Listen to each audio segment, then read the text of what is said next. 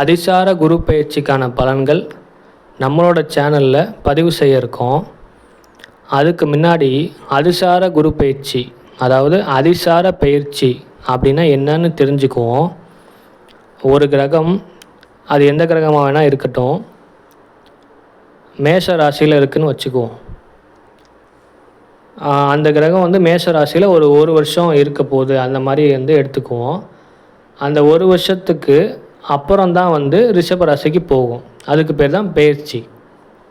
ஆனால் அதிசார பயிற்சி அப்படின்னா அந்த ஒரு வருஷத்துக்கு முன்னாடியே, அதாவது ஒரு வருஷம் முடியாமலேயே ஒரு 50 நாளோ இல்லை ஒரு 40 நாளோ ரிஷப ராசிக்கு போய் அங்கேருந்து அதோடைய வேலையை பார்க்கும்.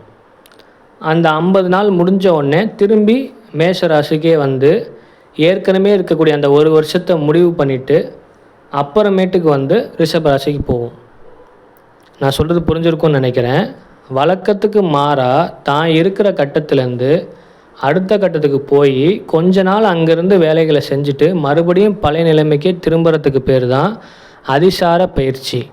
இப்போது குரு மிதுன ராசியில் இருக்கார். இப்போ வர 18ஆம் தேதியிலேருந்து மிதுன ராசியிலேருந்து கடக ராசிக்கு அதிசாரமாக போயிட்டு ஏறத்தாழ ஒரு 50 நாள், அதாவது 48லேருந்து 50 நாள் அங்கே இருந்து தன்னோட பார்வைகள் மூலயமா என்னென்ன வேலை செய்யணுமோ அதெல்லாம் செஞ்சுட்டு மறுபடியும் மிதுனத்துக்கே வந்துடுவார். இதுதான் அதிசார குரு பயிற்சி. இது சம்மந்தப்பட்ட வீடியோ, அதாவது ஒவ்வொரு லக்கணத்துக்கும் ராசிக்கும் என்ன பலன்கள் செய்ய போகிறாருங்கிறத ஒவ்வொன்றா நாங்கள் பதிவேற்றுறோம். அதை பார்த்து பயன் புரிஞ்சுக்கோங்க.